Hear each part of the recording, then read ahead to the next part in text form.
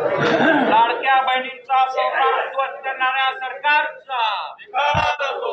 लाडक्या बहिणींचा संसार उद्ध्वस्त करणाऱ्या सरकारचा धिक्कार असो।